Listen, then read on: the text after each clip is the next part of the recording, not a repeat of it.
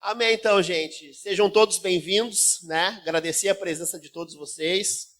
Agradecer aí, né, a presença do pastor por ter aceitado o nosso convite aí para participar desse podcast, né? Tem bastante pergunta, rendeu, né?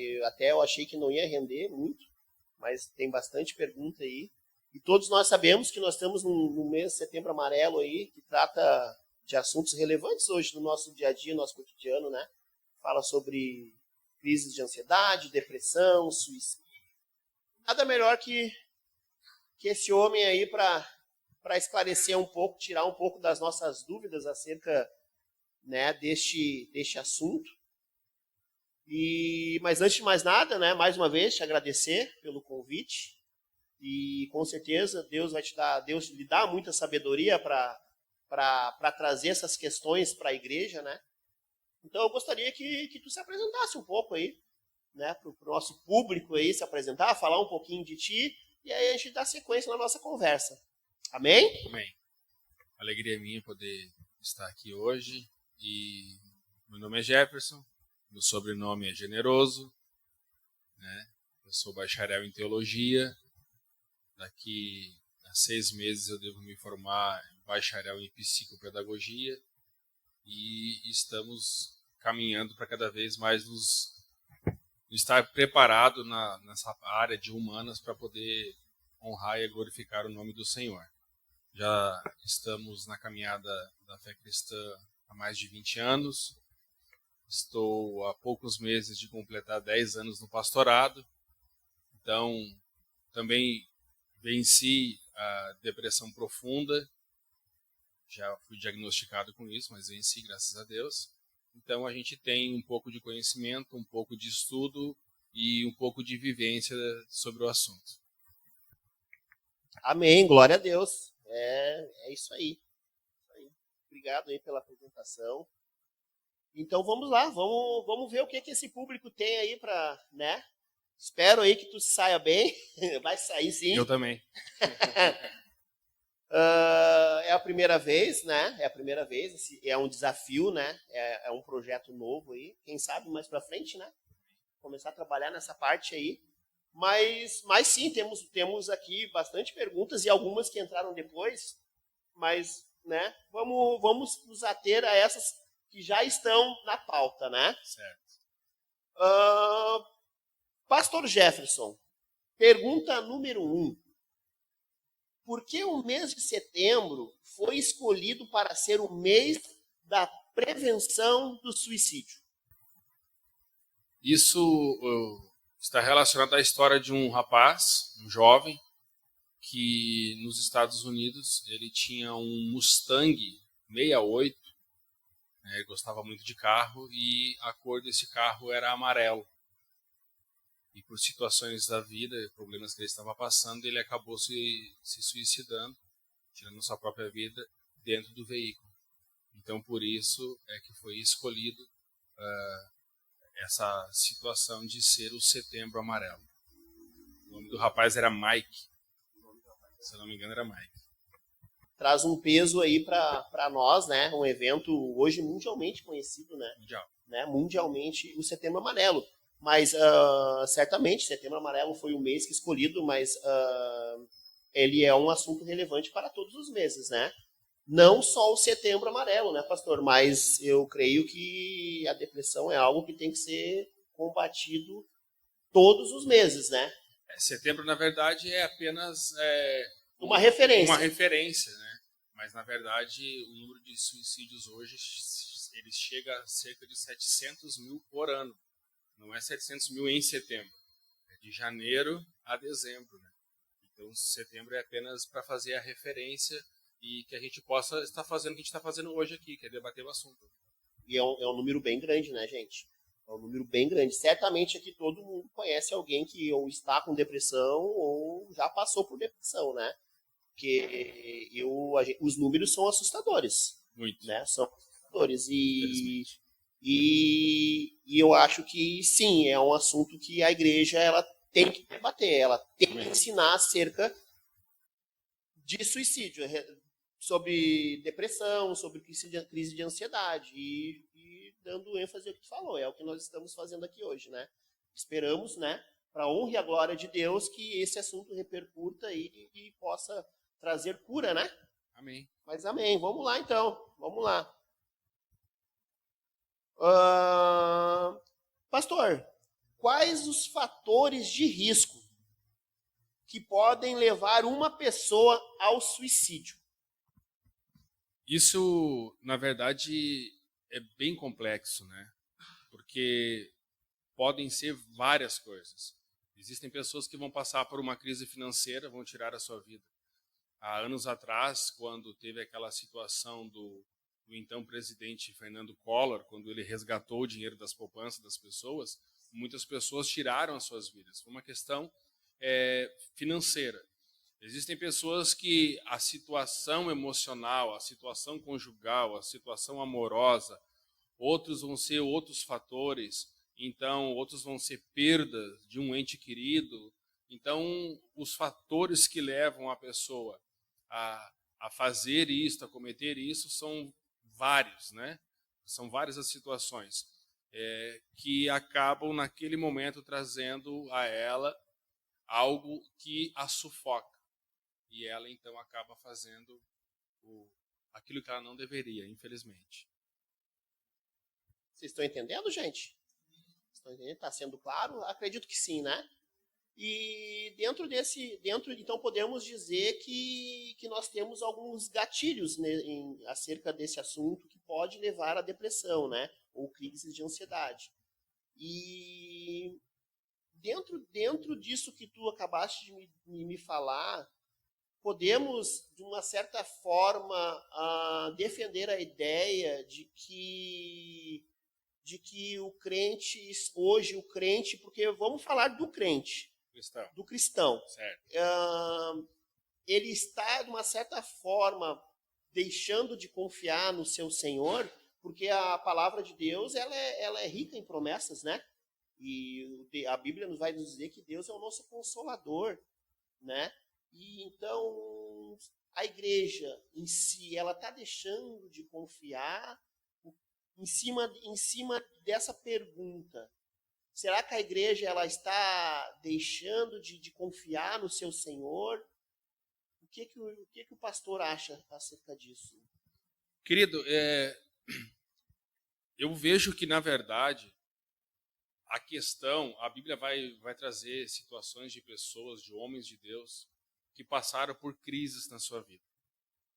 E eles não foram menos homens de Deus pelo fato de ter passado por essas crises.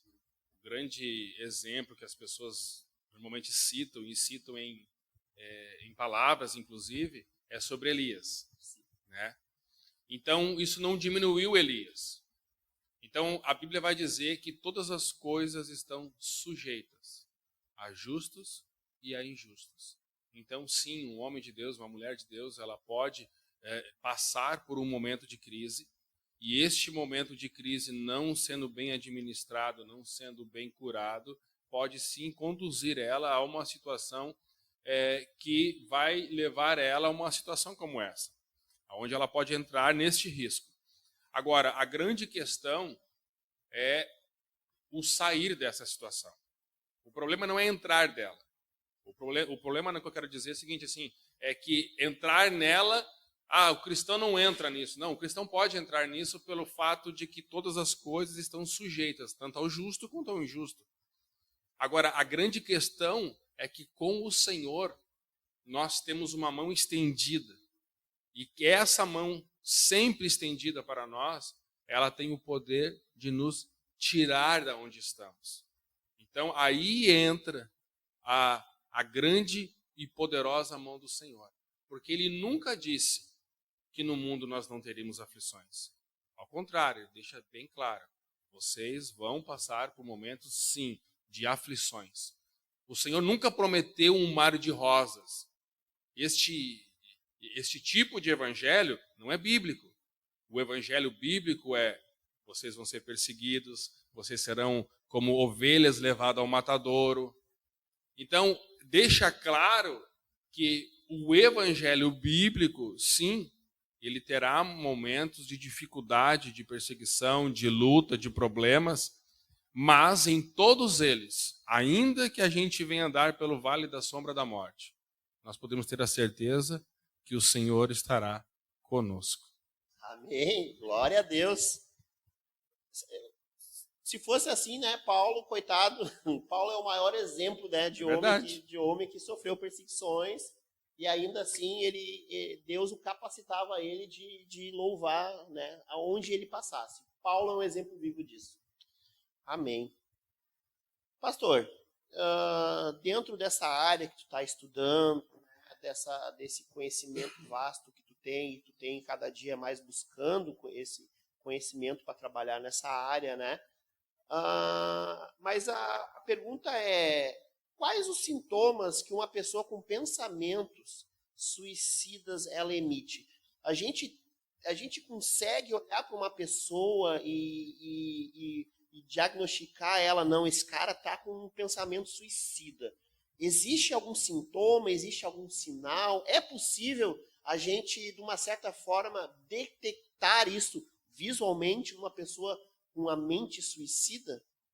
Sim, tudo dá sinal, né? Quando nós temos no nosso carro, por exemplo, um painel com várias luzes. Quando alguma coisa está diferente do que era para estar, ele dá um sinal, acende uma luz. Quando o nosso corpo também dá vários sinais quando alguma coisa não está como deveria de estar. E também, nessa situação, também dá sinais. A pessoa, ela começa a ser uma pessoa que começa a falar muito sobre a vida não tem graça, a vida não vale a pena, né? Eu acho que tudo é algo que não tem muito sentido. A pessoa começa a falar palavras de negatividade que não são meras palavras de negatividade, né? São palavras que realmente é aquilo que está dentro dela. Porque a Bíblia vai dizer que a boca fala aquilo que o coração está cheio. Então ela começa a falar palavras do tipo que a vida não vale mais a pena, né? Então ela começa a dar estes sinais. Ela começa a deixar de fazer determinadas coisas, né? Esse foi um dos sinais que eu identifiquei em mim mesmo. Porque eu sempre fui uma pessoa de fazer, uma pessoa agitada, vai, faz, corre, faz parte do meu próprio temperamento. E um dia eu, olhando para dentro de mim, eu disse o seguinte, mas espera aí, eu sempre fui de fazer, por que agora, né, eu estou assim, qualquer coisa tá bom, deixa a vida me levar, e aí tu deixa de fazer, tu deixa de ser ativo. Então, a pessoa ela vai ficando, parece que sem energia, sem vontade, mais cabisbaixo, mais isolada, mais distante, mais solitária. Ela começa a se afastar. A Bíblia vai dizer, por exemplo, de Elias, que que depois daquilo que acontece sobre os profetas de Baal, ele vai até um determinado lugar junto com aquele que estava com ele, o seu moço, né, como diz a Bíblia, e aí ele quer ir junto, e ele diz, não, tu fica aí. E ele, então, vai para o deserto, e ali ele entra na caverna, e ele fica sozinho. Então, esses são alguns dos sinais que faz com que a pessoa, que a gente possa estar identificando, que ela pode estar com indicativos, né, de poder estar entrando nessa questão da depressão e pensando lá adiante sobre o suicídio. Amém. E interessante disso, existem os sinais, né? Mas há muita dificuldade naqueles que emitem os sinais reconhecer que precisa de ajuda. É interessante isso, porque eu acho que tu já teve essa experiência de conversar com alguém que estava apresentando esses sinais. Sim. Mas aí existe dois fatores aqui, né? O primeiro, aquela falta de discernimento, sabedoria, que a gente tem comentado, é que a primeira análise é que tu não tem Deus. Isso aí falta Jesus no teu coração, né? É aquela coisa, né? Mas às vezes a pessoa nem crente é. Obviamente, a gente crê que Jesus, ele cura. Mas dentro disso, eu acho que não é errado a pessoa reconhecer que está com problemas e procurar um auxílio de um profissional. Me corrija se eu estiver errado, acredito que sim, né? A Bíblia diz que o Senhor olhou para Adão e disse o seguinte: não é bom que o homem esteja só. As pessoas sempre pegam este texto e usam esse texto no sentido de casamento, de Sim. questões conjugais. Mas a gente sabe que um casamento ele está relacionado muito ao companheirismo. A minha esposa ela foi fundamental no meu processo de recuperação, porque ela foi parceira, ela foi companheira, ela foi amiga, né? E é por isso que a Bíblia vai dizer que o Senhor tirou da costela, tirou do lado, para que a esposa esteja do lado do seu esposo. Então, quando a Bíblia diz, não é bom que o homem esteja só, Deus identificou no homem que o homem não seria bom que ele vivesse isolado. Entende? Então, nós precisamos entender que isolamento é uma coisa que não é boa, não faz bem para nós, seres humanos. A Bíblia vai dizer que o Senhor cria o homem, coloca ele no jardim e dá a ele tarefas, dá a ele ocupação. Ele não está ali deitado, dormindo, ele não está ali numa rede sem fazer nada, não, ele tem uma ocupação, ele tem uma rotina, e isso é saudável, isso é produtivo, isso é prazeroso. Hoje mesmo eu ouvi pessoas dois aposentados conversando, e um falando assim para o outro: rapaz, tu não vai te aposentar? E ele dizendo: não, já estou aposentado há 6 anos. Tu não vai parar? E um dizendo assim: não, mas se eu parar eu morro, porque o fulano parou, morreu. Então, realmente a rotina, a ocupação nos ajuda, nos abençoa, é saudável para nós. Então, quando nós vamos para o isolamento, nós vamos para algo que é antibíblico. Porque a Bíblia vai dizer que todos os dias, apesar da rotina, apesar da ocupação de Adão, a Bíblia diz que na viração da tarde Deus vinha no jardim para conversar. Não havia isolamento. O homem não estava só, sabe? E aí Deus identificou no homem, inclusive, que ele precisava de ter alguém junto, alguém do lado, ainda mais tempo, durante a sua ocupação, durante a sua rotina. Então, ter relacionamentos, estar sociável, estar rodeado de pessoas é saudável. Glória a Deus. Lembrei daquela máxima de mente vazia, oficina do capeta. É mais ou menos isso, né? Tem que ocupar a mente, né? Ocupar a mente com alguma coisa, principalmente com a palavra do Senhor, né? Essa pergunta, olha, é pergunta acadêmica. É pergunta acadêmica. Isso aí é para só para quem tem anel de teologia. Bom, tem que chamar o outro, então. Os suicidas, eles têm salvação?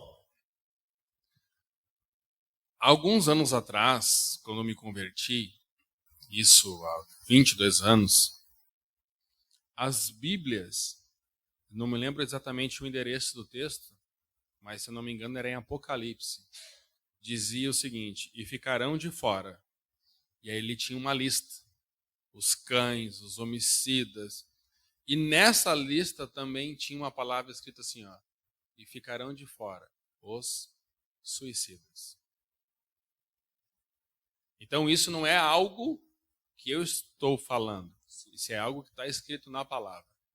O que acontece? Hoje, infelizmente, e Jesus já alertou isso lá atrás, quando ele disse que ai daquele que tirar um tio ou acrescentar um J à minha palavra.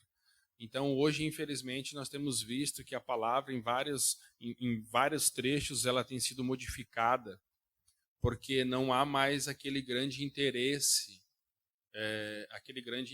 de Lutero, de levar a Bíblia às pessoas para informá-las acerca do reino. Hoje, o grande interesse de levar a Bíblia às pessoas é um interesse mais mercadológico, de oferecer um produto. Por isso que nós vamos ver hoje Bíblias de vários aspectos físicos diferentes, com capa de leão, colorida, né, preta, essa parte aqui, né? Então, por quê? Porque é um produto. É um produto. Não é à toa que também é o livro mais vendido do mundo. Entende? Mas o que eu quero trazer aqui para nós? O que a Bíblia nos informa sobre salvação?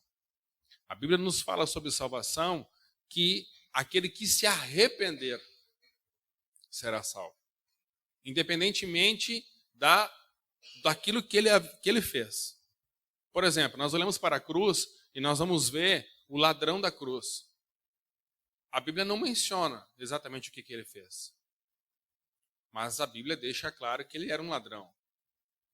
Então, nós podemos pressupor que num roubo pode ter um assassinato, que no roubo pode ter uma violência. Então, inúmeras situações pode ter acontecido com aquele ladrão ali e que ele deva ter cometido. E mesmo assim, a Bíblia diz que o Senhor olhou para ele e disse o seguinte: ainda hoje estarás comigo no paraíso.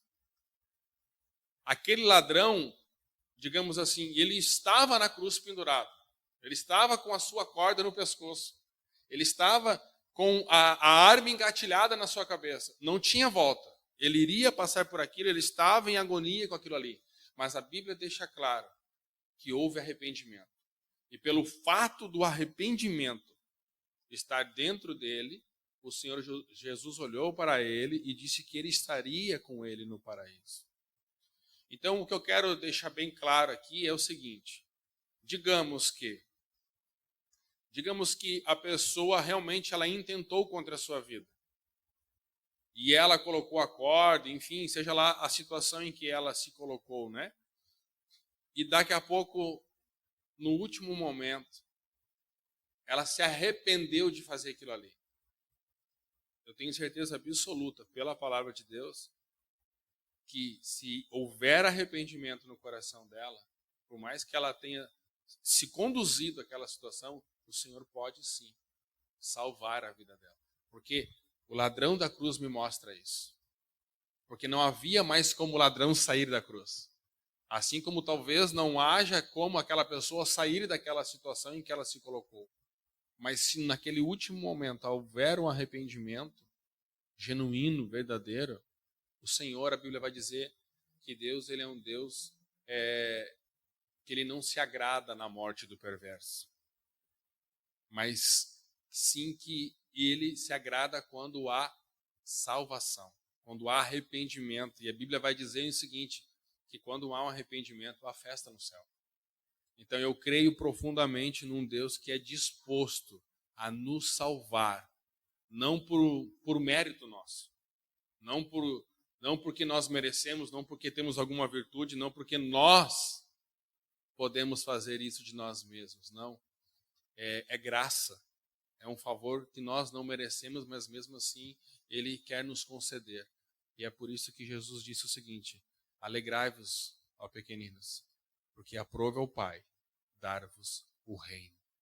Aleluia. Glória a Deus. É lindo, né? É lindo demais, é lindo demais. E isso é graça, né? É graça. Nós temos um Deus que opera isso do início ao fim na vida do ser humano, né? Então, a gente crê que não há barreiras, não há fronteiras que o Senhor busca e alcança no último minuto, né?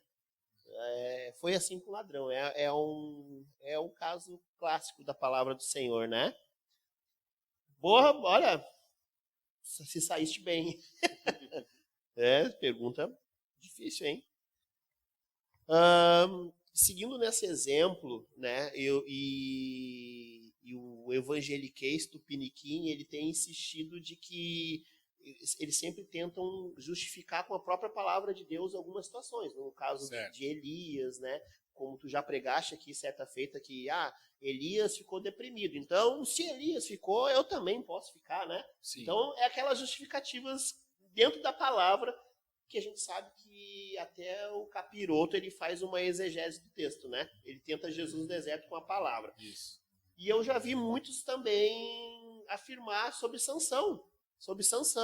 Não, Sansão se suicidou. E a gente vai para os textos, né? Mas não é eu que estou aqui para responder. Então vamos lá. Pastor, Sansão, ele se suicidou? Sim ou não? Eu vou passar para ti essa pergunta. Não, o convidado aqui é tu. Vamos lá, então. Vamos tentar clarear esse texto, né? Primeiro, nós precisamos olhar o contexto para nós poder chegar até essa situação. Qual é o contexto? O contexto é que Sansão estava sendo relaxado com Deus e ele não estava agindo de acordo com aquilo que o Senhor queria que ele fizesse. Ele tinha um propósito na sua vida, algo que Deus havia confiado nele. Mas ele começou a brincar. E ele começou a brincar com o pecado. E aí a Dalila perguntava para ele, onde está a tua força? Onde está a tua força? E ele ia brincando com ela e a Bíblia diz que cada situação que ele dizia, faça isso, faça aquilo, ele rompia as cordas que estavam amarradas, que amarravam ele, saía, dava um pau nos filisteus, né? E aí, até que um dia, ele diz assim, não, o negócio é o seguinte, é que eu tenho um voto com Deus. E esse voto o Senhor fez comigo antes mesmo de eu nascer. O Senhor disse para minha mãe, nunca passará sobre a cabeça dele a navalha. Ou seja, ele não cortaria o seu cabelo. Então a Bíblia vai dizer que ela corta o cabelo. E nós brincamos até hoje, lá na barbearia, quando eu corto o cabelo de alguém que está bem cabeludo, a gente sempre brinca, né? Perdeu a força.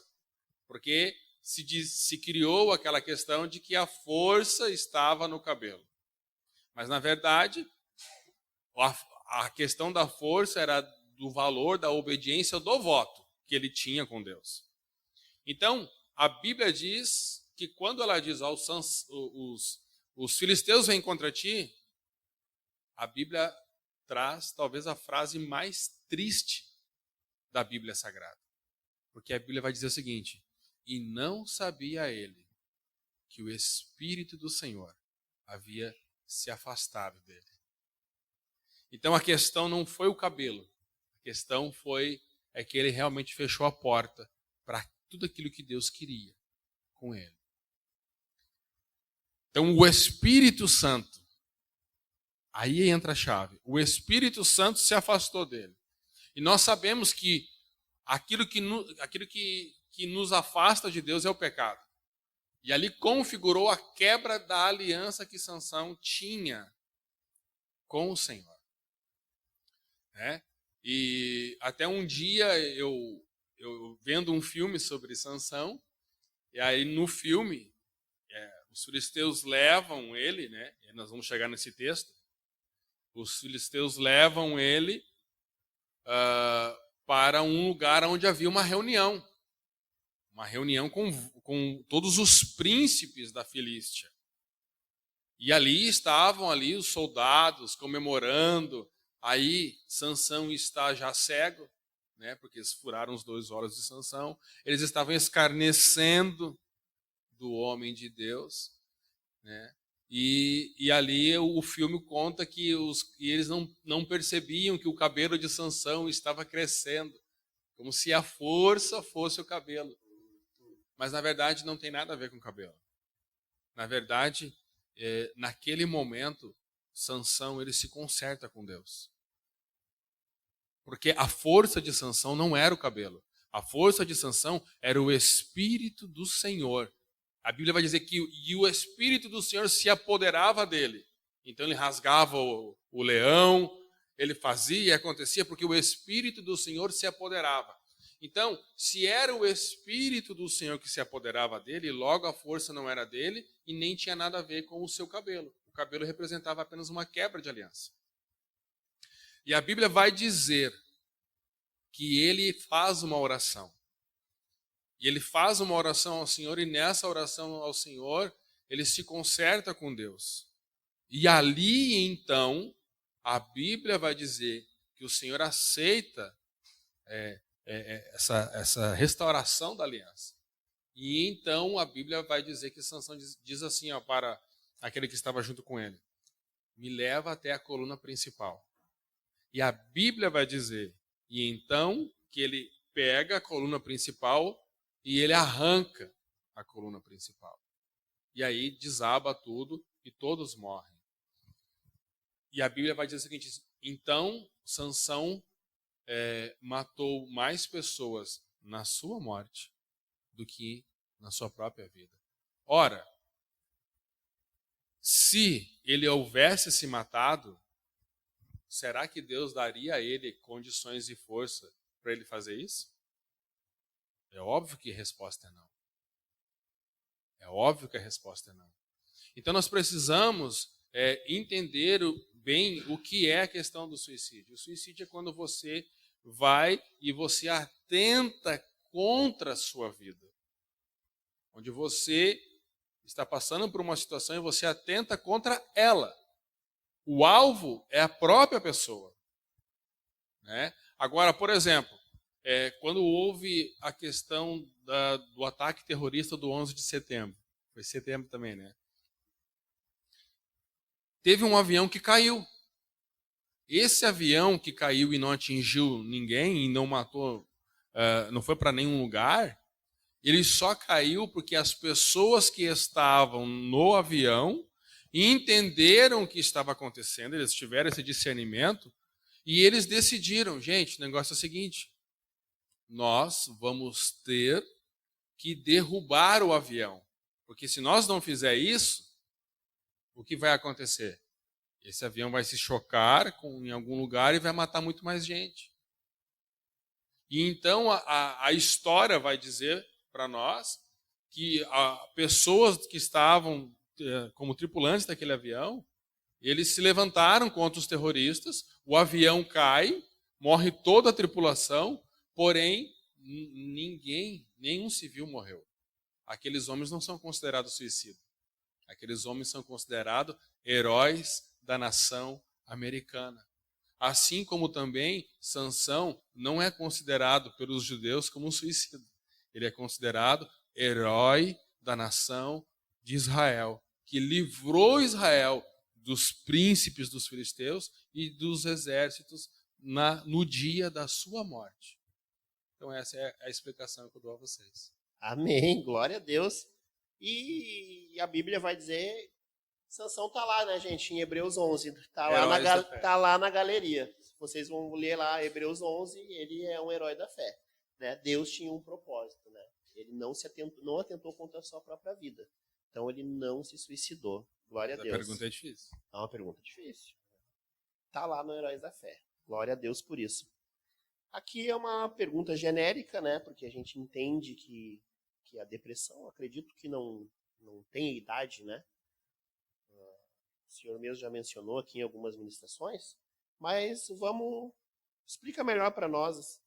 Os idosos, pastor, idosos, já viveram uma vida, uma longanimidade, aí, né? Uma vida longânima, mas eles podem também, depois de ter desfrutado aí dos seus 80, 90 anos, eles podem atentar contra a sua própria vida?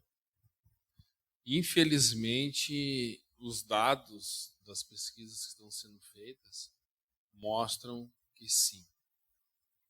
Cerca, para te ter uma ideia, aproximadamente todos os dias 3 idosos tiram a sua própria vida. 3 idosos. Então isso dá mais ou menos cerca de 1.200 idosos durante todos os anos. Eles atentam contra a sua própria vida. Infelizmente, é um tipo de problema, é um tipo de crise, de doença psicossomática que não tem idade. É preocupante, né? É um dado preocupante. É muita gente. Até porque também eu vejo isso muito hoje em dia também muita, podemos dizer, culpa da parte dos filhos, né? E hoje nós vivemos numa geração que não honra pai e mãe. Né? E a primeira coisa que se faz quando o pai já não consegue ter aquele cuidado de si mesmo é buscar abandono, né? Botam num asilo, né? E eu acho que isso também desencadeia alguma depressão, alguma coisa. Então... Não é bom que esteja só, né? Não é bom que esteja só, é verdade. Então, hoje se perdeu muito esse conceito bíblico de honrar pai e mãe. Né? Muitas vezes a gente entende que honrar pai e mãe é respeitar, é obedecer. Mas a gente tem que suprir na vida deles também. Né? Na velhice, cuidar, né? As necessidades financeiras. E isso acaba, assim, sendo um gatilho para uma depressão, né? Nas pessoas mais velhas também. Mas dentro disso, na 7ª pergunta, já que na 6ª nós falamos sobre os idosos, e sim, né, me apresentou aqui um número bem expressivo, e crianças e adolescentes, elas também enfrentam pensamentos suicidas, problemas mentais, e aí não está aqui. Não, a pergunta ela é assim: crianças e adolescentes também enfrentam pensamentos suicidas e problemas mentais? E aí agora eu abro um parênteses e contribuo com a pergunta. Dentro disso, qual seria o gatilho, né, que poderia influenciar esse pensamento suicida hoje das crianças? Só me ajuda, né? Eu tô aqui para complicar. Os dados também informam para nós que hoje cerca de 1.300 jovens, adolescentes, crianças, eles tiram a sua vida por ano. Isso dá mais ou menos também cerca de 3 jovens por dia. Então, nós vamos verificar isso num dado que vai dizer que de 2016 até 2021, mais de 6.500 jovens atentaram contra a sua própria vida. Os dados também mostram que 25% das crianças, então veja bem, crianças já apresentam indícios de depressão.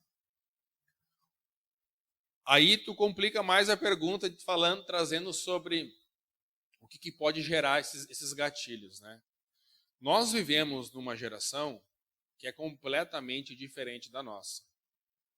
Nós chegávamos da escola, mal pegávamos um pão com mumu e pegava a bola debaixo do braço e já saía e gritava pro vizinho da frente: "Ô fulano!" E enquanto o fulano não vinha, tu ficava tomando aquele copão de leite, fazendo balãozinho e comendo pão tudo ao mesmo tempo, né? Eu me lembro até, inclusive, numa situação dessa que eu estou te narrando, que eu já tinha comido meu cacetinho, né? E aí o vizinho da frente, o meu amiguinho, ele estava comendo dele. E eu, com toda a habilidade futebolística que eu tinha, eu fiz um balãozinho errado e a bola veio em direção à boca dele e tirou da boca dele o pão. E aí a gente ficou rindo. Esse tipo de brincadeira, esse tipo de sorriso, esse tipo de experiência que eu estou contando para vocês, eu tive. Mas essa geração já não tem mais. É uma geração que não brinca mais fora. É uma geração onde as crianças estão ficando obesas, porque elas não têm uma atividade física. Nós brincávamos de correr, nós brincávamos de pega-pega, nós brincávamos de esconde-esconde. A mãe, na época, todas as mães tinham que ser boa de voz, porque elas tinham que gritar: "Fulano, vem para dentro de casa". E aí surgiu aquelas histórias, né? "Vem que é lua cheia, ó a mula sem cabeça, entra". Eles aterrorizavam as crianças para as crianças entrar. Então, hoje não tem nada disso. Hoje não tem nada que seja saudável. Resumidamente, as crianças estão dentro dos seus quartos, com um ar-condicionado, com internet bombando, e elas estão assim, criando problema na coluna cervical, criando problema nos olhos. As crianças estão cada vez usando mais cedo óculos, estão ficando obesas, não estão se socializando, Eu vejo isso na barbearia, Cris. Às vezes chegam uns marmanjos, 19 anos lá, e eles sentam bem assim na minha cadeira. Boa tarde. Eles não conseguem nem olhar nos teus olhos. Eles não conseguem levantar a cabeça. Eles não conseguem dizer oi. E quem tem que falar como é que é o corte é a mãe. E eu estou falando de um jovem de 19 anos. Eu com 19 anos eu já estava casado há 1 ano. Eu já cuidava de família há 1 ano. Então hoje nós percebemos que nós estamos vivendo uma geração doente. Essa geração ela está completamente desorientada e indisciplinada. É uma geração que não conhece esporte, é uma geração que também não conhece criatividade. Eu sou de um tempo em que nós criávamos nossos próprios brincadeiras. Não se tinha carrinho, não tem problema. Vamos inventar o Thumping Cross. Lembra do Thumping Cross? Tu pegava aquelas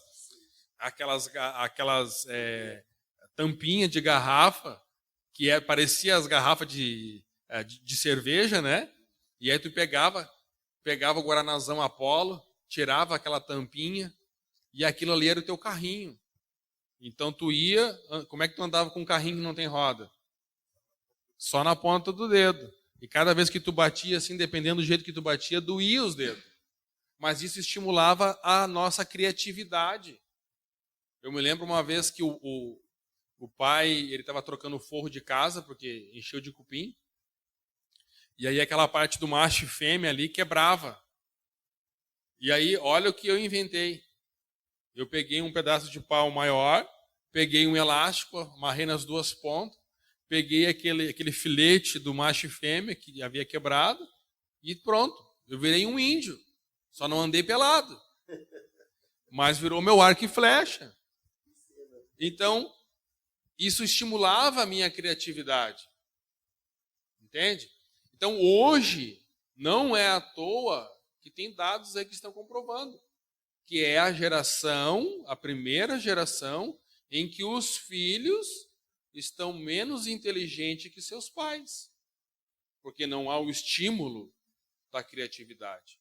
Não há aquela questão de tu poder brincar, de correr, da saúde, da parte física. E também há menos responsabilidade nesta geração. Então, todas essas coisas e mais um monte que nós poderíamos continuar falando aqui a noite toda, elas estão contribuindo para que tudo isso acabe acontecendo. Porque hoje, uma outra situação que vai se gerando é que os jovens de hoje, eles estão cada vez mais com problemas de atenção. Né? Não é à toa que o TDAH está estourando aí. Né? Por quê? Porque hoje a atenção deles é algo que é difícil, porque tu olha como é que funciona hoje. Eles estão olhando, daqui a pouco, pum. Eles estão olhando, pum. Nem termina o vídeo. Provavelmente um vídeo como esse, que vai ser um vídeo longo, as pessoas dificilmente vai ter alguém que vai olhar até o final. Elas olham o começo e já trocam, porque é longo. Não há mais aquela paciência, não há mais aquela espera. Então, é muito difícil de tu conseguir capturar a atenção deles hoje por causa disso. Então, isso vai influenciar na sala de aula, né? Isso vai influenciar no sono deles. Esse sono eles levam para a sala de aula. Então, tudo esse contexto está atrapalhando e trazendo sobre os jovens, as crianças, os adolescentes, essas doenças psicossomáticas. O meu filho, ele teve a oportunidade de mexer no celular e ganhar um telefone quando ele tinha 10 anos. Eu me arrependo de ter dado com 10 anos. Né? Se fosse hoje, no caso, eu só teria dado com 13, 14 anos. Né? Mas eu vejo crianças mexendo no telefone com 1 aninho, 2 aninhos. E aí eu fico pensando, meu Deus do céu, como é que vai ser o futuro? É preocupante. Inclusive eu estava essa semana ainda, eu acompanhando uma uma matéria onde um neurocientista ele alertava, e a gente não dá bola para esses mínimos detalhes, né? Ele alertava para que os perigos de você, sabe aquela ferramentinha ali do áudio ali que você acelera uma e meia, duas, o áudio ali? Ele disse que aquele ato de acelerar o áudio, ele é danoso para o cérebro do ser humano. Porque ele vai começando a criar aquela coisa de tudo acelerado, tudo. E hoje, infelizmente, nós vivemos numa sociedade do iFood, né? É tudo muito rápido, hoje não... Você tá ali na internet, ali a bolinha tá girando e você já começa... não, vou abrir um chamado, vou ligar para sabe, a operadora, tem alguma coisa errada, às vezes só tá carregando o vídeo. E isso realmente ele é danoso. Pais que talvez vão nos assistir aí, vigiem os seus filhos, vigiem, porque a internet é uma ótima ferramenta, mas também ela deixa de ser bênção se a gente não souber usar. Olha, essa pergunta até eu estou curioso. Essa eu não saberia responder. O que é coaching? É assim que fala? É assim? Coaching? Coaching. E qual a sua origem? Essa é boa. O coaching, ele é a automutilação. Que é uma coisa que, infelizmente, também tem crescido. As estatísticas dizem que hoje cerca de 20% dos jovens praticam o ato de se cortar, praticam o ato de se mutilar, praticam o ato de fazer alguma coisa contra si. Então isso é tão danoso que ele pode acabar gerando confiança para que o jovem também possa acabar uma hora atentando contra a sua vida. Isso que é o coaching. As pessoas falam muito sobre o bullying, né? Mas o coaching, ele é extremamente danoso e preocupante também. A origem são esses gatilhos, são essas questões que os jovens acabam querendo, eles não conseguem administrar bem as suas emoções, aquilo que eles estão passando, e ao invés de procurar uma ajuda, falar com alguém, eles acabam tentando colocar para fora e colocam para fora se marcando, colocam para fora fazendo isso no seu próprio corpo. Então seria uma espécie de um ato, de um pedido de socorro. Um pedido de socorro. Eu conhecia a palavra bullying, realmente. Putin. Que bom que o senhor está aqui. Vamos lá. Tá todo mundo entendendo, gente? Clareza. Isso é isso ali. Setembro Amarelo é isso, né? Tratar sobre assuntos pertinentes acerca desse contexto que nós estamos inseridos, né? Depressão, ansiedade. O meu irmão essa semana ele teve um princípio de infarto por causa deu uma crise de ansiedade nele, né? E aí ele foi internado, tudo mais, fez uma série de exames e o médico constatou, olha, só foi uma crise de ansiedade mesmo, né? Repousa, tudo certo. Gatilho trabalho, né? Então, no mês de setembro, ele me liga apavorado, olha, ora por mim aí, porque eu acho que hoje eu vou morrer. Assim, calma, cara, calma, respira, né? É aquela coisa, né? Conta até 3 daí. Mas, enfim. Pastor, como nós podemos combater a vontade de morrer? Essa é difícil. Parece fácil, mas é difícil, né? Não, é complicado. Na verdade, eu tô quase arrependido de ter vindo. É só pergunta boa, mas difícil de responder. Vamos lá. Como combater a vontade de morrer? Isso, como combater a vontade de morrer. Eu tô com vontade de morrer. Como eu combato isso? Pois então, nós temos que entender que a pessoa que quer morrer, na verdade, ela não quer morrer. Nós precisamos ter esse entendimento. E nós temos que largar de mão o julgamento. Porque nós vamos ouvir até algumas frases, por exemplo, talvez seria melhor que eu nem existisse. Aí a pessoa diz assim no final: assim, isso acabaria.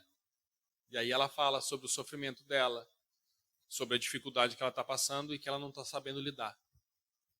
Então, na verdade, a pessoa, quando o combater a questão da morte, não está atrelado à questão da morte em si. Ela não quer morrer. Um dia, ministrando alguém que pensava sobre tirar a sua própria vida, eu perguntei assim para ele: me diz uma coisa, se esse problema fosse retirado da tua vida, tu pensaria em morrer? E essa pessoa disse o seguinte: aí não. E aí eu respondi para essa pessoa: então tu não quer morrer. Tu quer que essa situação seja resolvida.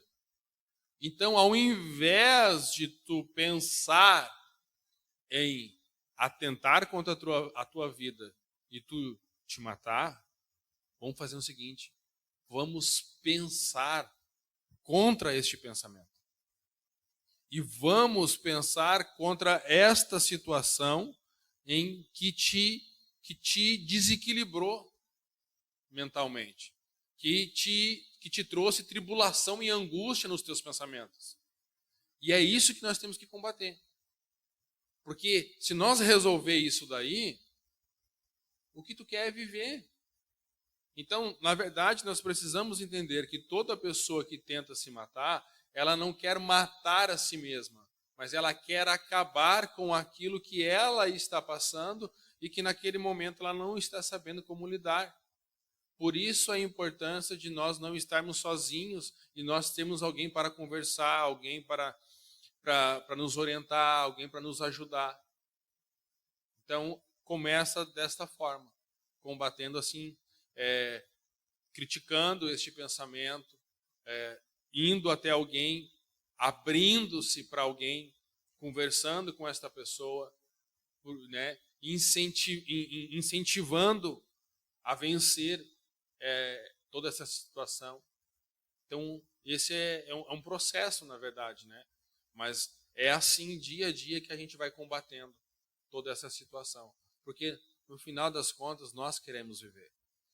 E isso é assim desde a nossa concepção. Gente, são cerca de 15 milhões de espermatozoides querendo nascer. E a gente não parou de nadar, né? A gente não desistiu. A gente foi lá, nadou mais do que os outros, foi contra a correnteza, foi contra tudo, foi contra todos. Disse, não, eu quero nascer. Então, o ser humano, por si só, ele quer viver. E ele quer viver a tal ponto que, se nós pudéssemos fazer aqui uma entrevista com pessoas e fazer a mesma pergunta para várias pessoas, as pessoas, cara, elas não queriam morrer. Ninguém quer morrer. Ninguém quer morrer. As pessoas até dizem assim, a vida passa e passa muito rápido. E eu já estou aí com 80, eu já estou aí com 90, eu queria ir até os 150, queria ir até os 200. Então as pessoas não querem morrer, né? E nós não fomos criados para morrer mesmo. Deus nos criou para ser eterno. O problema é que entrou o pecado, né? Entretanto, a Bíblia vai dizer que aquele que crê no Senhor, ele viverá para sempre. Então nós não nascemos para morrer. Então nós não queremos morrer. O que nós queremos, na verdade, é que aquele que está nos causando sofrimento morra, desapareça, acabe.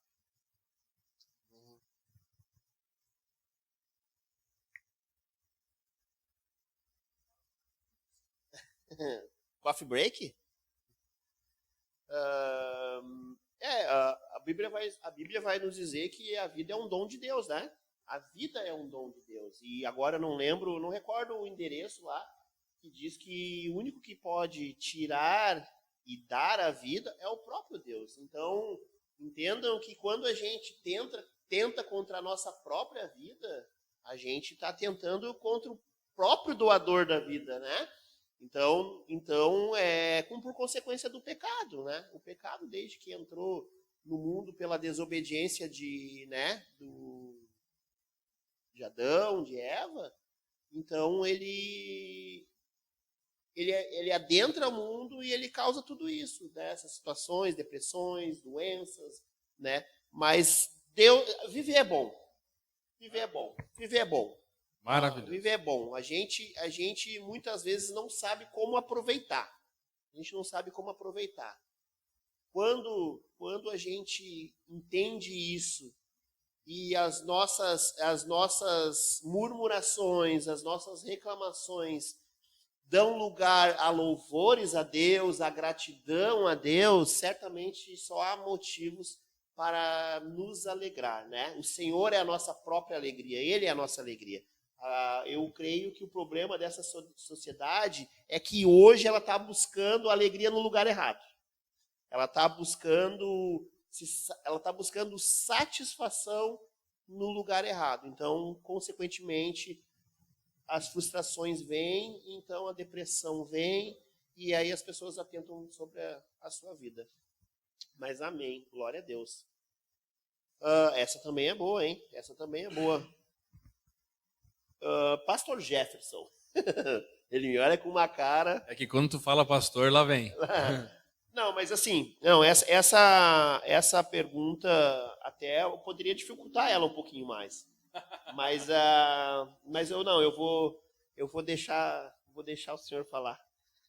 Como tivemos aqui o testemunho, né, maravilhoso, onde Deus mostrou misericórdia na vida da irmã Aline, e nós sabemos também que Deus manifestou misericórdia na tua vida. Então a gente sabe que é possível sim, né? É possível vencer a depressão. Mas nada melhor do que pessoas que já vivenciaram isso, né? Como a Aline, como o senhor, para nos dizer que talvez aqui no nosso meio tem gente com depressão, pessoas que conhecem pessoas que têm depressão. E a pergunta que eu lhe faço é: como superar a depressão? A depressão, ela vai te colocar para baixo. Ela vai te puxar, ela vai te sugar para um limbo. E a primeira coisa que nós precisamos compreender é que essa não é a vontade de Deus para nós. Alguém nasce com depressão? Ninguém. Não é verdade? Ninguém nasce com depressão. Então, quando o autor da vida nos dá a vida, ele não nos dá para nós sermos depressivos. Então, nós temos que entender que a depressão não é algo que nós temos que nos adaptar a ela, que nós temos que nos condicionar a ela. Ela é um intruso. Ela é como uma praga. Ela é como ali uma infestação de ratos que eu preciso tirar da minha alma. Eu preciso entender que a minha alma, de alguma forma, ela está ali naquele momento passando por uma coisa que não é o normal. Então esse é o primeiro ponto. O segundo ponto que eu preciso compreender é que eu preciso de ajuda. Eu preciso de ajuda. Eu não vou conseguir passar por isso sozinho. Então eu posso buscar a ajuda de um profissional, né, um psicólogo. Eu posso buscar a ajuda de um terapeuta. Que não é pecado. Que não é pecado. Eu posso buscar a ajuda do meu pastor. Eu posso buscar ajuda num amigo. Eu preciso abrir o meu coração, né? Quando eu tive a certeza, né, quando eu estava pensando, né, pelos os indicativos de que eu poderia estar com depressão, eu procurei alguém que trabalha com isso, para que essa pessoa pudesse me diagnosticar. E eu não cheguei lá falando, eu acho que eu estou com depressão. Eu não cheguei lá dando o diagnóstico. E a pessoa disse, não, realmente tu está com depressão, a depressão é profunda. Quando isso aconteceu, essa pessoa disse o seguinte, ela é profunda. Tu vai ter que parar tudo por no mínimo por 6 meses. Talvez tu tenha que parar por 1 ano, talvez 2 anos. Então tu vai ter que me dar o número da tua esposa, eu vou ter que ligar para ela, porque a situação é séria. O que tu pretende fazer? Digo, eu pretendo recorrer a quem cura todas as doenças. E aí eu saí dali, e a primeira coisa que eu fiz foi colocar a mão no meu coração e colocar a mão na minha cabeça e fazer mais ou menos essa oração. Senhor, tu me criou, e tu me criou sem depressão. Então eu não aceito viver com depressão. Eu não aceito viver com aquilo que o Senhor me criou para não ter. Então, a tua palavra me diz, tu me sonda e me conhece. Então vem dentro de mim e me sonda. Olha para dentro de mim, aonde eu me perdi. Aonde que eu me desviei, mas não no sentido de desvio espiritual, mas onde que eu me desviei de viver uma vida com novidade de vida, né? Uma vida plena no Senhor. Porque a Bíblia vai trazer para nós, né? Nós temos que olhar para trás. E nós temos que reconhecer e ver aonde nós caímos, aonde nós erramos. Porque alguma coisa aconteceu. Se isso não é natural, alguma coisa aconteceu. E ali, a partir daquilo ali, eu comecei a fazer toda semana um momento, né, de 1 hora com essa pessoa, que inclusive é a tia Lenice, né, todo mundo aqui conhece, e eu, uma vez por semana, 1 hora, a gente fazia isso, né. Tive o apoio da minha esposa em casa, ela foi maravilhosa mesmo, né, neste período, né, e em todos os períodos ela é uma bênção na minha vida. E eu também me posicionei contra, porque eu sabia que não vinha de Deus aquilo ali para mim. Eu sabia que um cristão pode passar por isso, mas eu tinha um entendimento de que o cristão não pode permanecer nisso e que nenhuma pessoa deve permanecer nisso. Então, eu comecei a vencer a depressão desta forma, me posicionando contra ela, não aceitando ela na minha vida, buscando ajuda, não ficando solitário, não me isolando, não me afastando das pessoas, né? Comecei a fazer atividades físicas, porque isso ajuda na parte orgânica do nosso corpo. Nós temos um corpo que é pura química, que é puro parte orgânica, e isso vai te ajudando a oxigenar o cérebro. Então, por exemplo, ler em voz alta te ajuda, andar de bicicleta te ajuda, fazer caminhada te ajuda, correr te ajuda. São todos exercícios que ajudam, que põem o teu corpo, né, para praticar alguma coisa, põe o teu corpo para ficar com mais energia, isso vai te dando mais energia. Então eu fui trabalhando na parte orgânica, fui trabalhando na parte mental, parte psíquica, e fui trabalhando na parte espiritual. E o que foi sensacional na minha vida nesse período, né, foi a parte espiritual. Porque na parte espiritual eu me abri para o Senhor. Salmo 37:5 vai dizer o seguinte: entrega o teu caminho ao Senhor, confia nele e o mais ele fará. Então a gente pensa que entregar o caminho é simplesmente vir à igreja, fazer uma oração de aceitar Jesus. Mas não é isso. Entregar o caminho é entregar o teu caminhar, o modo como tu vive, o modo como tu te orienta, como tu anda. E nesse quesito, o Senhor começou a trabalhar dentro de mim e me mostrar algumas coisas. Coisas que eu não gostaria de ver. Deus começou a mostrar dentro de mim que não era todo mundo que estava errado. Eu também tinha cometido os meus erros. Eu também tinha cometido as minhas falhas. Eu também tinha tido atitudes que não foram saudáveis para mim. Eu alimentei coisas que não era para mim ter alimentado. Eu remoí coisas que não era para mim ter remoído. E tudo isso foi me adoecendo. Porque se nós não nascemos com depressão, a depressão tem uma origem.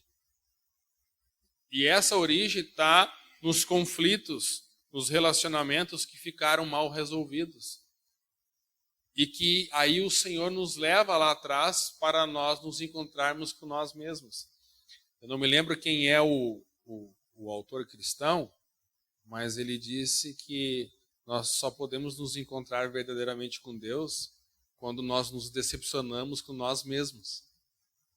É quando a gente começa a perceber e a enxergar que nós também erramos na caminhada. E que não foi só os outros. Né? Não é aquela coisa do Adão, né? Foi a mulher que tu me destes. Não, Adão errou, ele comeu também. Então nós também cometemos erros. E nesse quesito foi algo lindo, maravilhoso que Deus fez comigo. E nós precisaremos ficar a noite toda conversando aqui. Inclusive, 3 meses depois, a pessoa, a Tilenice que me diagnosticou com depressão profunda, ela também disse: eu nunca tinha visto alguém em 3 meses diagnosticado com depressão profunda ser curado da forma que tu foi. Então, isso é algo sobrenatural, sem nenhum tipo de medicamento, né? Diga-se de passagem, não teve medicamento nenhum. Teve um posicionamento, teve uma atitude e teve uma coragem de alguém que procurou ajuda de um especialista para tratar da questão da mente, de alguém que se posicionou para trabalhar no corpo a parte física e de alguém que buscou no Senhor, o médico dos médicos, aquele que permite a ferida, mas também traz a cura, porque ainda há bálsamo em Gileade. Glória a Deus. Aleluia. Eu gostei muito daquela frase do pastor Marçal, que frase não, na verdade ele passou um ensinamento para nós, né, de que o cérebro do homem ele é reprogramável, né? Ele é reprogramável. E isso eu fui mais a fundo, né? E é exatamente isso. O pastor ele disse aqui que quando ele saiu do consultório, né, ele não aceitou aquela situação. Não que ele falou diretamente a Deus: Deus, eu não aceito, né? Poderia dar muitas justificativas, né? Não, eu sou teu servo, eu te sirvo há anos, eu não aceito. Não é assim. Ele aceitou no sentido de que, não, Senhor, eu não quero isso para minha vida, né? Nós não nascemos com depressão. E eu vejo muito isso de que também, né, a gente, como o cérebro é reprogramável, a gente, 10 minutos, 15 minutos que seja, diante de uma televisão onde só passa notícias ruins, aquilo ali desencadeia uma série, porque são reações químicas. São reações químicas. São estímulos. Estímulos, exatamente, né? Onde o cérebro, ele manda aquelas informações e então tu começa, não, estamos perdidos, mas, né, quem lê a Bíblia sabe que nós estamos salvos, né? Estamos salvos, né? Pois bem, nós sabemos que Deus é onisciente, né? E a Bíblia ela vai nos dizer que antes mesmo de a gente orar, ele já sabe exatamente tudo que a gente vai pedir, né? Então, isso é claríssimo na Bíblia, né? A onisciência de Deus acerca do que a gente vai pedir, acerca dos nossos pensamentos, né? E a pergunta que foi feita é como Deus lida com esses sentimentos, né? Principalmente como Deus lida com a depressão. Então, tem um Deus, né, que ele sabe todas as coisas, que ele vê todas as coisas, mas o que a Bíblia nos diz acerca disso? Como ele lida com esses pensamentos? Como ele lida, né, com a depressão? Eu conheci mais profundamente o Deus do amor quando eu estava com depressão profunda.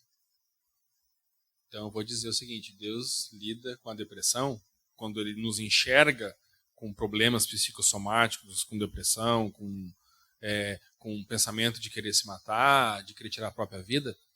Deus lida com isso nos olhando com um amor ainda mais quente, ainda mais profundo, ainda mais perto, né? E Deus também lida com isso com uma sensibilidade de nos compreender e e de nos expor verdades de maneira tão amorosa, de maneira tão constrangedora, que o que a gente tem vontade de fazer é o que João fez na ceia, é de reclinar a nossa cabeça no peito dele.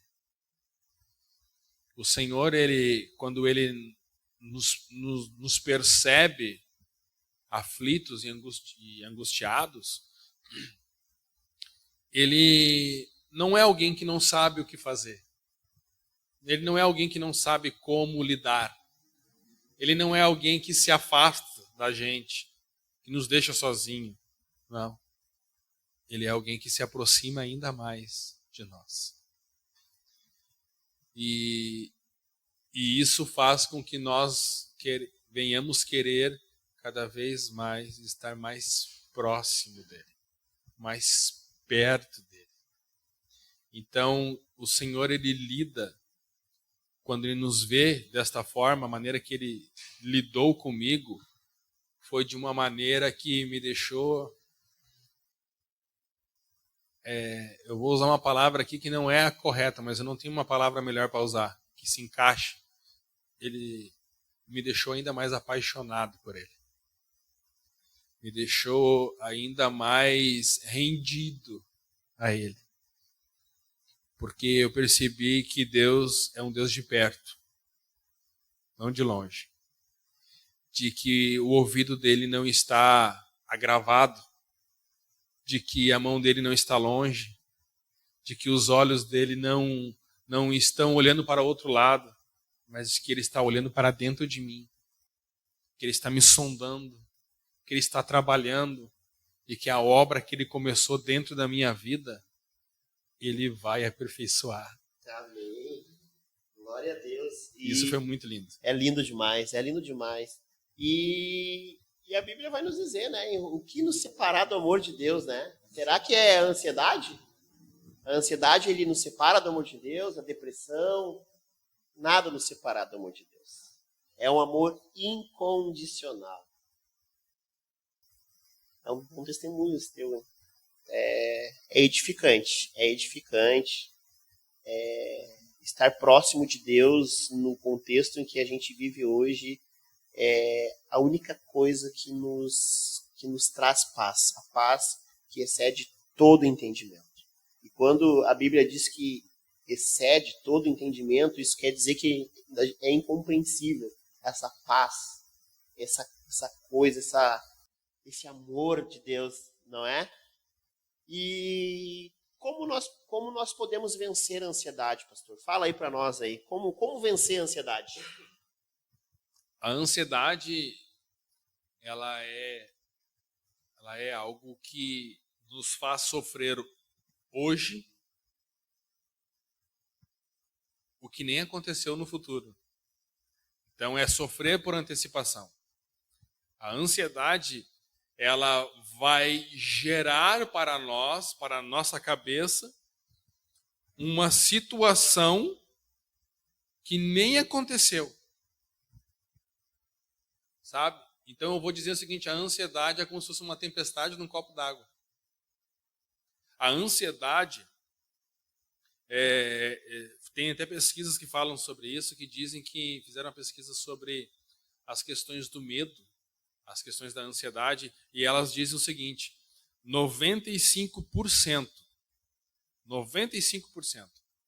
de tudo aquilo que a gente anseia, de tudo aquilo que a gente olha para o futuro e a gente fica temeroso, fica angustiado, aflito, 95% nunca acontece.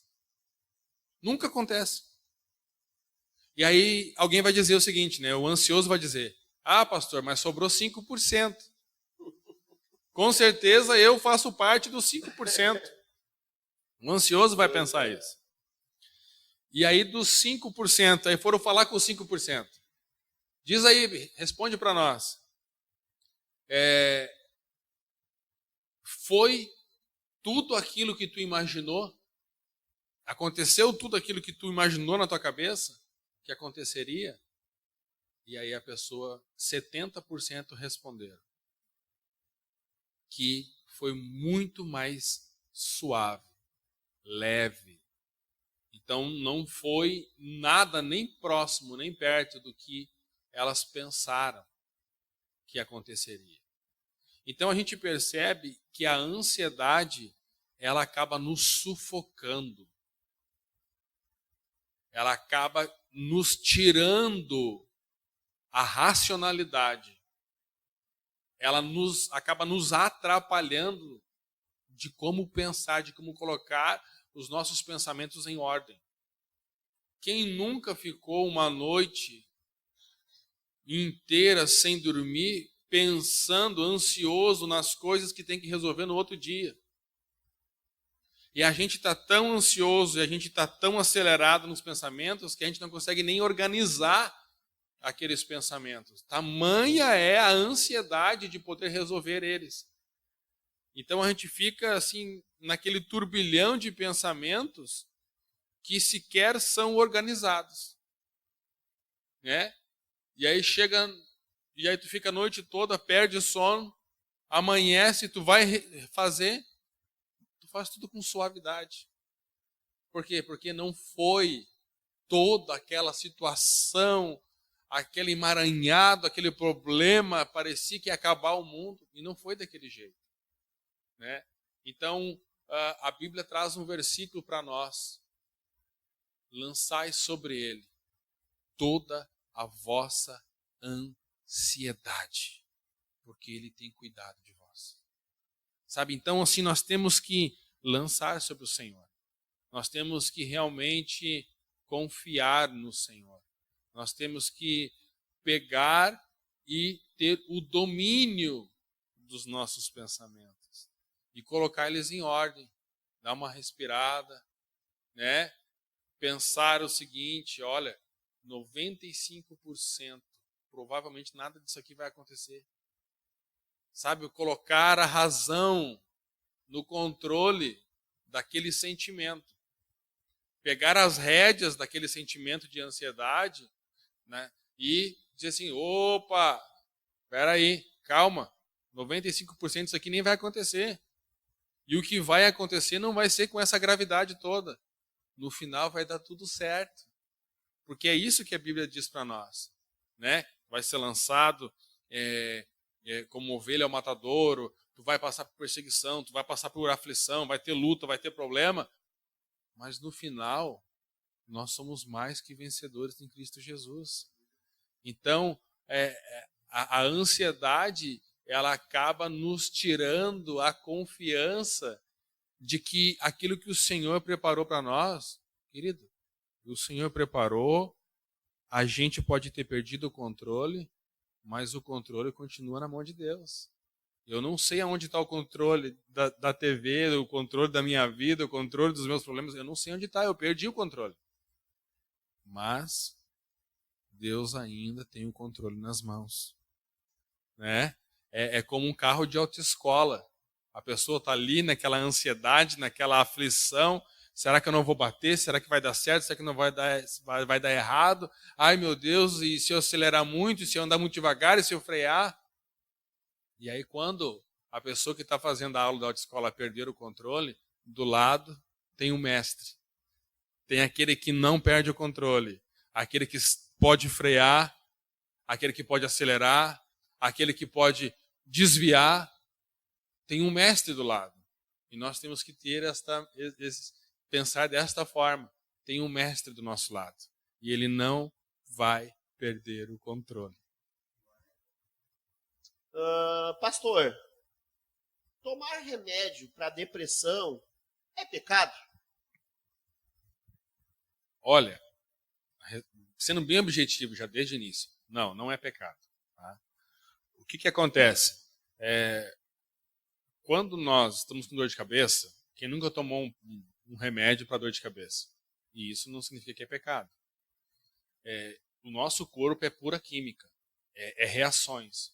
Então, os remédios para depressão, eles vão trazer sobre o corpo elementos, substâncias químicas para tentar ajudar de maneira orgânica o nosso corpo.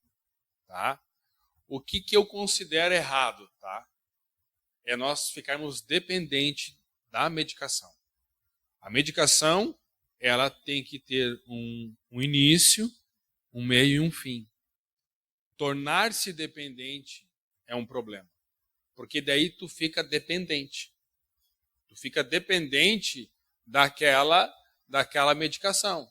E a gente sabe que isso é um problema.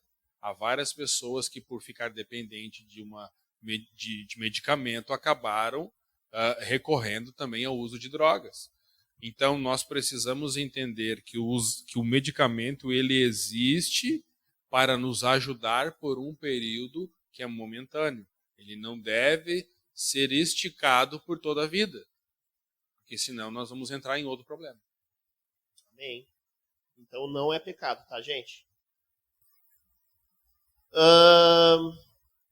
Essa pergunta é boa, isso aí. Ai. Essa pergunta é boa. Essa é boa, porque falta sabedoria às vezes pra gente tratar desses assuntos, mas creio que o senhor vai esclarecer agora. Como ajudar alguém com depressão ou pensamentos de morte? Primeiramente, pode mostrar esse vídeo para ele. Né? Mas nós precisamos, a primeira coisa, nós precisamos é entender que nós não podemos julgar. Nós não podemos achar que isso é alguém que está em pecado, que isso é alguém que está com demônio. Nós temos que entender isso. A segunda coisa que nós temos que entender, essa pessoa precisa de ajuda. E se chegou até a mim que ela está nessa situação, provavelmente eu sou a ajuda. Então eu tenho que me colocar à disposição dessa pessoa. Ou para conversar com ela, para estar com ela, ou para levar ela até alguém que possa ajudá-la. Então, nós temos e nós podemos sim nos colocar à disposição dessa pessoa. Nós temos que incentivar essa pessoa a sair daquela situação, daquela condição. Nós temos que explicar para ela, né, tudo isso que nós temos falado, né, desde o começo desse vídeo, para que ela possa ter ali verdades e que estas verdades venham desconstruir um monte de mentira que se instalou, né, dentro dela. Então, a pessoa vai precisar reescrever isto. E nós vamos, sim, ter que ajudar ela a reescrever. Nós seremos como coautores da história daquela pessoa, onde nós vamos conduzir ela a reescrever a sua própria história. E assim, dessa forma, a pessoa ela vai ter que também se posicionar. Porque não adianta ter todas as condições favoráveis se a pessoa não se posicionar a sair daquela situação. Ela precisa se posicionar para não ficar naquele espírito de comiseração, porque se ela entender aquele espírito de comiseração e ficar ali, e ficar remoendo aquilo ali, ela nunca vai sair daquela situação.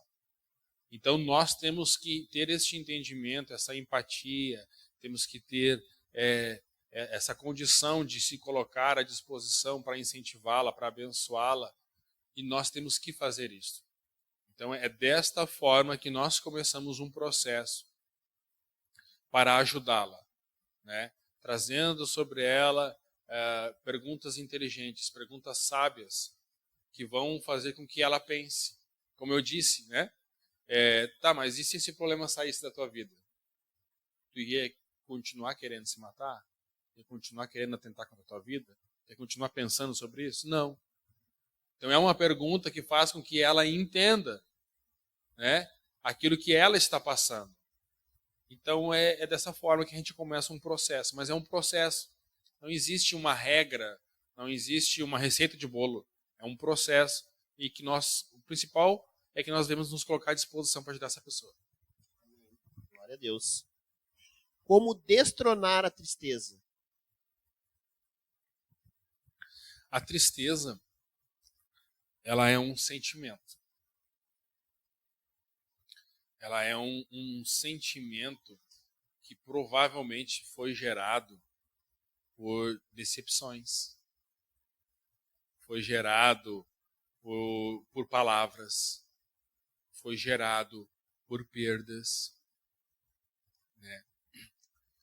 E o problema da tristeza em si até nem é tanto a tristeza, no sentido de que ficar triste não significa que eu estou com depressão, é isso que eu quero dizer. Mas permanecer triste sempre é uma condição ruim, que aí sim vai me levar a uma depressão. Então, eu preciso entender primeiramente que é um sentimento.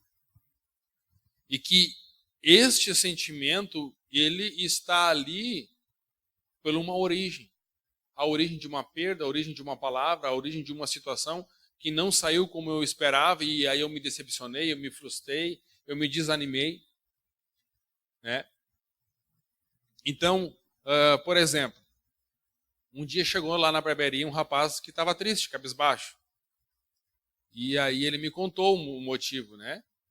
E que ele estava esperando uma promoção e ele entendia que ele era a melhor opção para aquela promoção. E aí ele disse que ele estava triste por causa daquilo, porque outra pessoa ganhou a promoção. E aí eu perguntei para ele, escuta, se tu não soubesse da promoção, tu iria dar bola para ela? Tu iria continuar trabalhando com todo o afinco que tu sempre trabalhou? Ah, se eu não soubesse, com certeza. Aí eu disse assim para ele, então perceba que há um sentimento que está dominando a tua razão. Então tu precisa pegar e tomar o domínio da situação de novo. E entender que este sentimento, ele não pode conduzir a tua vida. Até porque, talvez se essa pessoa não conseguir desempenhar aquilo que a empresa espera, e tu continuar desempenhando bem o teu papel, quem tu acha que eles vão chamar? Então a pessoa regalou os olhos assim, já se alegrou, deu um sorriso. Nunca tinha pensado nisso. É verdade, tu tem razão. Eu vou continuar fazendo o que eu sempre fiz. Eu digo isso. Sabe? Então é a gente poder trazer o domínio e a clareza de que aquele sentimento ali é um sentimento que ele vai passar. E que, na verdade, há por trás disso algo que eu posso aprender, algo que pode me amadurecer, pode me fazer crescer. Então, a Bíblia vai dizer, todas as coisas cooperam para o bem daqueles que amam a Deus e são chamados segundo o seu propósito. Gente, José deve ter ficado muito triste, quando os irmãos dele fizeram o que fizeram com ele. Mas tudo cooperou. José não deixou de crer, José não deixou de confiar, José não deixou de orar, José não deixou de fazer tudo aquilo que ele tinha para fazer. E isso ajudou ele a chegar aonde Deus queria que ele chegasse. Então nós temos que entender que aquele momento de tristeza, ele não pode nos dominar. E nós temos que fazer o uso da palavra.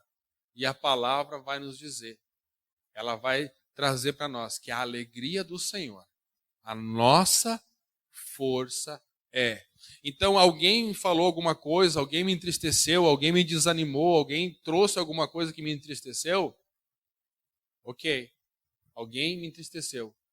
Entretanto, como é que está meu relacionamento com Deus? Né? Deus se entristeceu comigo? Não, Deus não se entristeceu comigo. Gente, se Deus não se entristeceu comigo, o meu relacionamento com Ele é mais importante que qualquer relacionamento. Então nós temos que sempre olhar, né, para o melhor e não para o pior. Temos que sempre procurar ver a luz no final do túnel, sempre ver que o Senhor está no controle da situação e que Ele está comigo, né? Então a alegria do Senhor a nossa força é. Amém.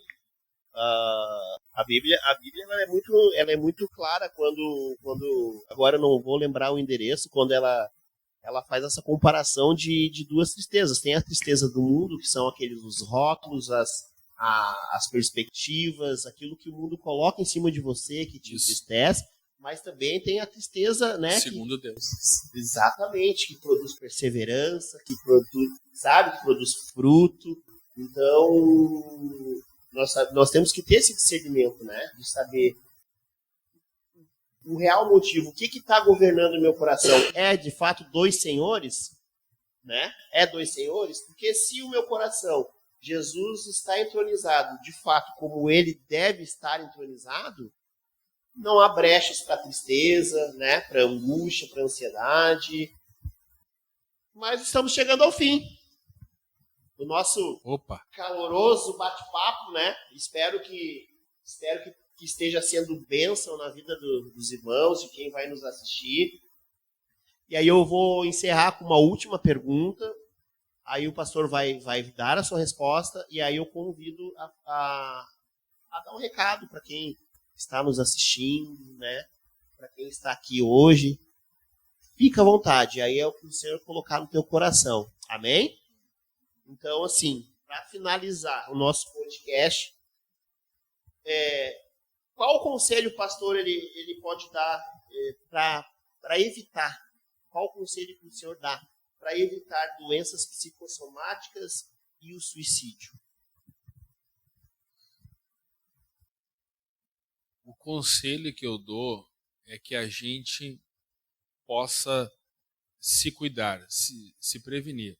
A gente tem um carro, por exemplo, tu tem manutenção preventiva, né? Tu vai lá e tu troca o óleo, tu vai lá e tu troca a correia, porque se tu não trocar a correia no tempo certo, ela pode romper, e se romper, estoura o motor. Então, preventivamente, antes que aconteça, tu vai lá e faz uma manutenção. E assim é com a nossa vida. A gente tem que se prevenir. Então, nós somos, né, nós somos corpo, alma e espírito. Então, nós temos que nos prevenir nessas três áreas também. E a maneira que a gente vai se prevenir nisso é cuidando, tendo uma atividade física, colocando a mente para funcionar, não ficando apenas rendido a um telefone, né? Porque o telefone hoje ele nos coloca como telespectador, como alguém que está assistindo o que alguém produziu, um conteúdo que alguém fez. Mas ele não te coloca como ator principal do palco da existência para que tu possa produzir algo, para que tu possa tomar as rédeas da situação. Então, nós temos que colocar o nosso corpo em funcionamento. A gente não foi feito para ficar parado, né? O nosso corpo precisa se movimentar. A nossa mente precisa estar em movimento. Então, como é que a gente faz isso? Lendo em voz alta, cruzadinha. A gente vai criando situações onde a nossa mente vai tendo o que fazer. Né? A Bíblia vai falar para nós pensar naquilo que é do alto. Que nós devemos colocar no nosso pensamento não coisas ruins, não a ansiedade, não a tristeza, sabe? Não a depressão, não um monte de coisas que nós poderíamos citar aqui.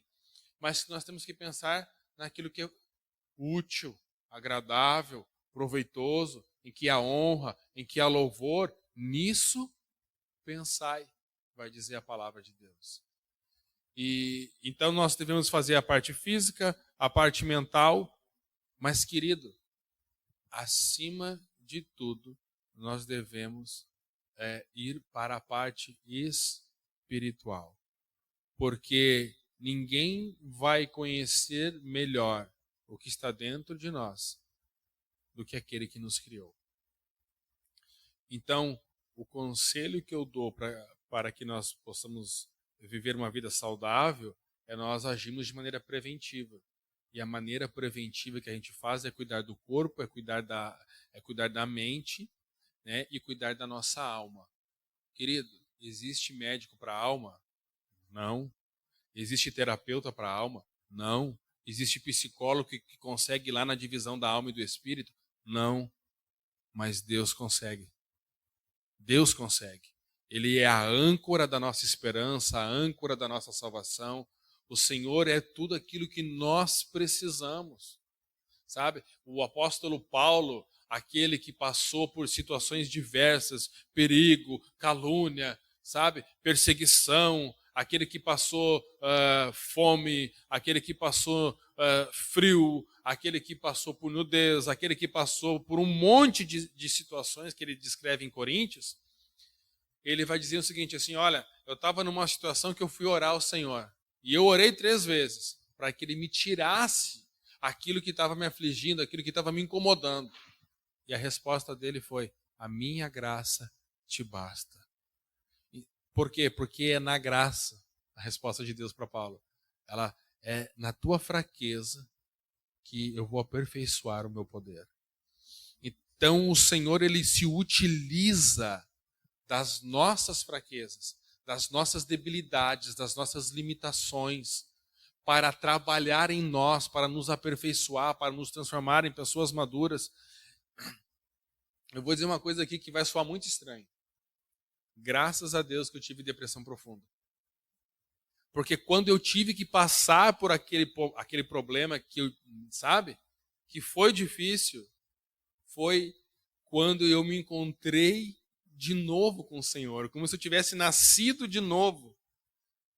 Então aquilo renovou a minha fé, aquilo fortaleceu a minha comunhão com Deus, aquilo trouxe para mim algo que eu não esperava do Senhor. E aquilo trouxe para mim brilho no meu olhar. Sabe? É o que o Senhor fez com José, que se utilizou de todos os problemas que ele passou para transformar ele no governador. Sabe, é o que Deus fez com Daniel, que se utilizou de todos os problemas para fazer com que Daniel conduzisse a Babilônia. Quem mandava em Babilônia não era Nabucodonosor. Quem tinha o sonho até era Nabucodonosor, mas quem revelava era Daniel. Sabe, então nós percebemos, a Bíblia está cheia de situações como essa, e ela vai dizer também, no sentido assim, alegrai-vos, quando por causa do meu nome vos caluniarem, vos injuriarem, e vos perseguindo disserem todo o mal contra vós, porque fizeram assim também antes com os profetas. Mas alegrai-vos, porque grande é o vosso galardão no céu. Então, os problemas, as lutas, as dificuldades, elas vão trazer para nós experiência, elas vão produzir experiência, elas vão produzir paciência, elas vão nos tornar pessoas mais maduras para a vida, para os problemas, para as lutas, para as dificuldades. E quando nós estamos mais maduros, quando nós estamos mais capacitados, nós nos tornamos mais fortes. Quando, por exemplo, tu vai numa academia, né? Tu começa ali levantando um pezinho, né? E aí quando passa o tempo, tu está levantando 10 vezes mais do que tu levantava antes. Mas antes tu não conseguia. Mas com certeza, em alguns momentos da academia, a pessoa acaba saindo dela com dor no seu músculo. Mas aquela dor, se a pessoa olhar para aquela dor e disser assim, eu não volto mais para a academia, porque aquela dor ela provocou em mim dor. Mas aquela dor ali, se tu voltar e fizer de novo, ela vai produzir em ti força que tu vai levantar ainda mais peso. E é assim nas lutas da vida. Se nós entendermos que através daquela luta, daquela dificuldade, o Senhor vai nos capacitar mais, porque Ele nunca vai nos abandonar, mas sempre vai estar conosco, então no final de tudo aquilo nós vamos estar mais fortes. E isso vai ser honra para o Senhor. Vai ser glória para o Senhor, porque eu vou passar pela fornalha, eu vou passar pela cova, eu vou passar por ser vendido, por ser caluniado, eu vou passar por uma série de situações, vou ser como uma ovelha lançada ao matadouro, mas no final eu vou ser mais do que vencedor em Cristo Jesus. É assim que Deus fez na minha vida. É assim que Deus fez com José. É assim que Deus fez com Elias. É assim que Deus fez com Daniel. É assim que Deus fez com todos aqueles que se entregaram, que confiaram no Senhor. Porque todas as coisas cooperam.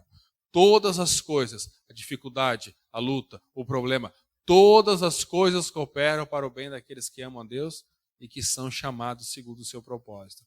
É assim que Deus cria vencedores. É assim que Deus cria campeões. É assim que Deus nos fortalece. É assim que Deus cria heróis da fé. É assim que Deus cria referências para inspirar pessoas a não parar, a não desistir, a não desanimar, a não tirar a sua própria vida, a não ser dominado pela ansiedade, a não ser consumido, né, pela depressão, pela tristeza. É assim que Deus trabalha. É assim que Deus faz. E eu amo esse Deus por isso. Porque em meio a todas as lutas, em meio a todas as dificuldades, ainda assim, eu tenho absoluta certeza que no final, Ele vai me dar vitória. E isso é lindo demais.